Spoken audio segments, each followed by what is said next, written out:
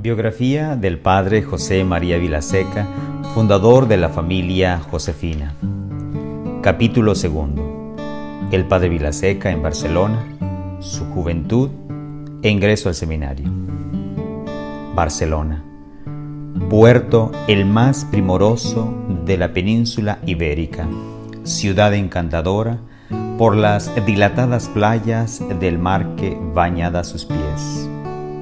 Pueblo donde las perfumadas brisas de la tarde acarician complaciente en amigable consorcio con sus ensombreradas remblas, frondosas alamedas. Villa condal de elegantes, suntuosos y admirables edificios, llave primordial del extranjero comercio, de la industria, de las artes y de las letras españolas. Bellos, como una puesta de sol, un día sereno, fueron los años juveniles de Joselillo. Pasó en aquella simpática bahía, pero del mismo modo que la belleza del sol entre los arreboles del ocaso causa una suave melancolía mezclada con el ardiente deseo de una nueva aurora. Así, también llenos de rosicleres, pero siempre inquietos, vagaban por imaginación encontrados pensamientos. Días fugaces en que el piadoso joven tendrá que caminar por los senderos decisivos de su vida, de los cuales dependerá todo su porvenir. Era prudente, juicioso y amante del bien obrar.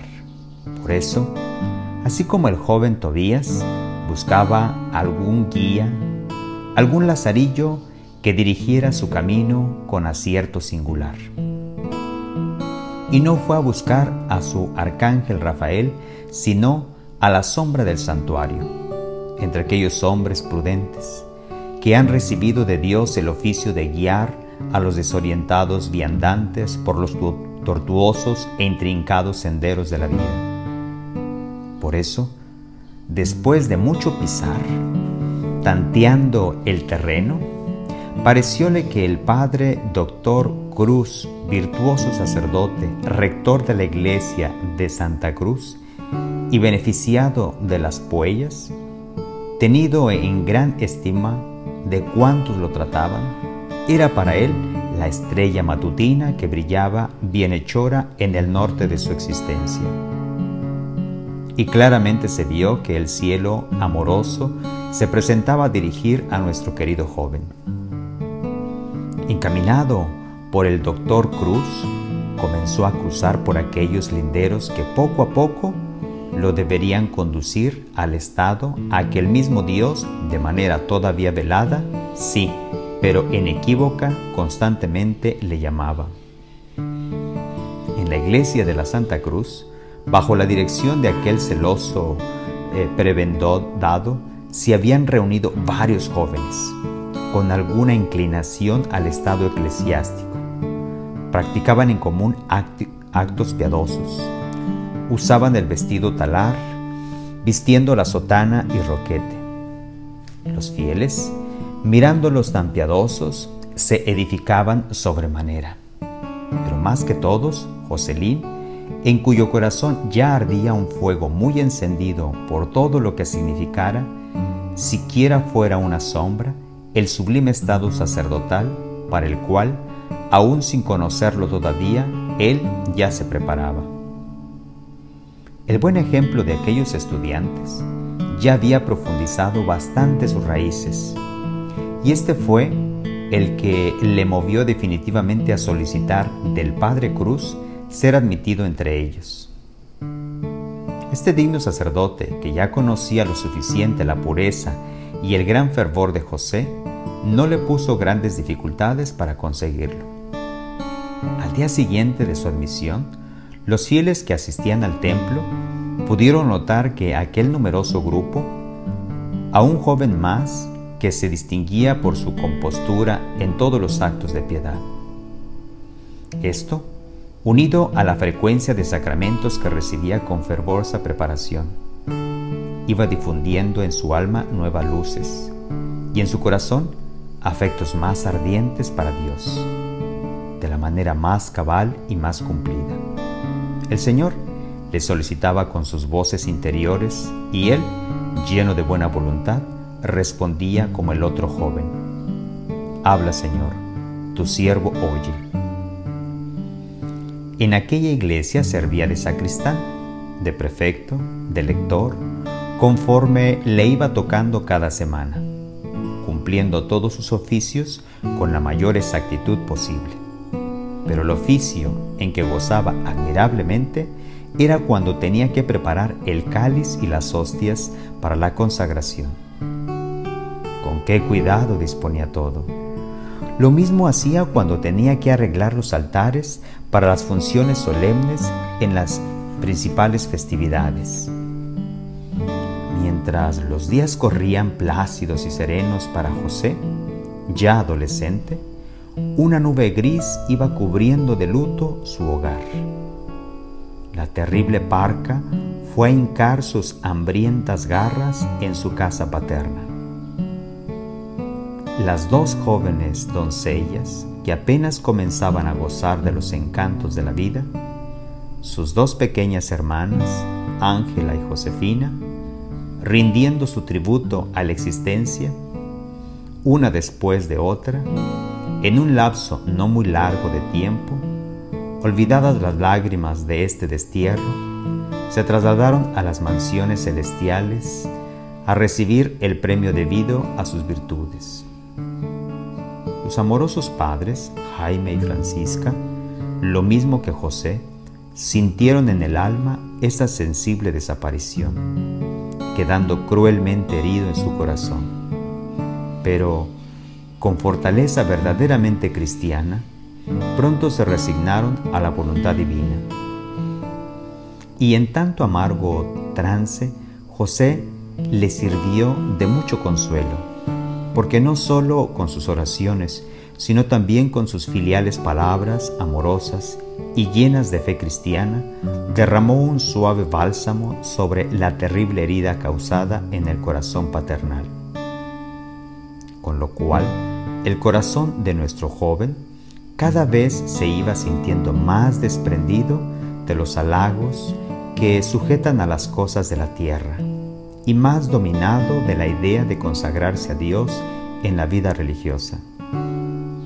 Pero antes de tomar tal resolución, quiso ver por el porvenir de su otro hermano menor, y por esto renunció su corta herencia en manos de Antonio, a fin de que pudiera pasar a París a emprender sus estudios profesionales, abrazando de este modo ya desde entonces aquella virtud santa de la pobreza, con cuyos acontecimientos ya iba madurando el árbol de su vida, el fruto que no muy tarde habría de ser fructífera semilla en la viña del Señor. Y así fue como un día 19 de marzo, cuando él tenía ya 18 años, es decir, cuando se encontraba en la flor de su juventud, guapo, inteligente, bondadoso, de muchas ilusiones y esperanzas, se acercó a su director, el padre Cruz, y le comunicó el deseo que tenía de ingresar al seminario tridentino, fundado ahí mismo en Barcelona. El doctor Cruz, con la prudencia que normaba todos sus actos, le estrechó atentamente y le resolvió en sentido afirmativo, prometiéndole que él mismo gestionaría lo necesario para su ingreso en el seminario, pero que antes José manifestara esta determinación a su padre. Así como los cuerpos que tienen fluido eléctrico despiden la centella luminosa con el choque que reciben de su contrario, del mismo modo las almas verdaderamente cristianas resplandecen con mayor claridad cuando sufren el golpe de la tentación. Y una de estas grandes tentaciones vino a probar en aquellos días la virtud de aquella alma escogida. La tentación quiso entrar en el ánimo de José por la vía del placer, que es el más generalmente sentido y deseado, el placer de los sentidos, el placer noble, espiritual y ordenado, aquel que procediendo del bien espiritual va acompañado de la caridad y es como expresión de la misma caridad. José ya entonces era un hombre gallardo, mancebo. Su padre tenía las más risueñas ilusiones fundadas en él, por ser su primogénito. Por lo mismo, le inclinaba al matrimonio. Un día, claramente, le llegó a proponer que él realmente vería con buenos ojos si su hijo se fijara en una linda doncella de su pueblo natal, que le parecía no solo muy graciosa, sino también de costumbres muy morigeras. La prueba era bastante dura, principalmente si se miraba la poca edad del joven, pero el valor es cualidad innata en todo hombre sincero. A tal propósito, José habló a su padre de Dios, de su bondad infinita, del amor de los bienes celestiales, del reino prometido a los limpios de corazón. Y lo hizo con tanta eficacia, con tanta visibilidad de fervor y caridad, que don Jaime se dio por vencido y comenzó a formar los más santos propósitos acerca de su hijo. Tal como después de la tempestad de lluvia y de vientos vemos serenarse el cielo, y la luz dorada del sol nos parece más bella que nunca, así la luz de la gracia en el alma de José se presenta brillante, ocasión que él supo aprovechar para descubrir a su padre los propósitos que ya de antemano tenía formados y consultados con el Padre Cruz. Contando ya con la aprobación de su padre, la cual no le negó como era de esperarse, José entró al seminario de Barcelona en calidad de externo. Por su carácter reflexivo, aplicado e inquebrantable en el cumplimiento de sus deberes, siempre obtenía buenas calificaciones. Si hubiéramos tenido la suerte de entrar en el aposento del simpático joven estudiante, habríamos visto su cama de unos pobres tablones, una mesita de estudio, pocos libros, alguna silla, quizás alguna estampa de alguno de los santos, y a él, con aire recogido, meditabundo, y nos bastaría asombrarnos, verle su mirada, su rostro, su persona plácida, febril, alegre, siempre ocupado. En sus estudios descollaba principalmente en la lengua latina, en la cual llegó a escribir con bastante facilidad y soltura. Con la misma vivacidad de inteligencia resolvía las tesis de la argumentación filosófica. Más aún, sabía presentar sus conceptos con tanta facilidad retórica, que su elocuencia, que no era oropelesca, pero sí persuasiva, fácilmente se adunaba con su sencillez característica. Sin las pretensiones del poeta, ni el numen del bate, pero con las alas desplegadas del entusiasmo, el joven estudiante dejó escritas algunas odas que realmente demuestra el gran amor que, ya desde entonces, abrigaba su corazón por la humildad y sus demás virtudes predilectas. Pero los conocimientos de la ciencia no bastaban a José para satisfacer su noble y despejado talento. Vuela con ardor a un cielo más luminoso y se fija en la primera verdad que es Dios y de Dios, principio de eternos resplandores. Deja que se bañe más y más su espíritu, descubriendo en aquella luz divina la bondad, la verdad y la belleza que las criaturas pálidamente reflejan. Que esta ciencia y este amor de Dios, José ve las cosas de muy alto, satisface su mente y su corazón, y sin inquietudes ni perturbaciones, dulcemente reposa en una vida intelectual y afectiva que es la verdadera vida del estudiante para el sacerdocio. Así fue como sintió en el alma una centellita del deseo inmenso de ser sacerdote.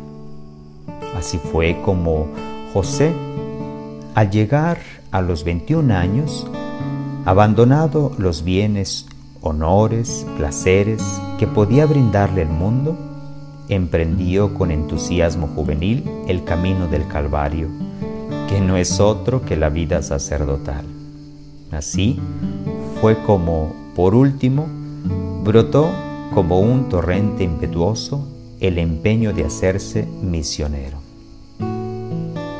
Comenzaba José a estudiar Sagrada Teología y desde luego supo aprovecharse de la vida y radiante luz de esta ciencia elevadísima para enardecer su espíritu y alimentar en su alma la llama del amor divino.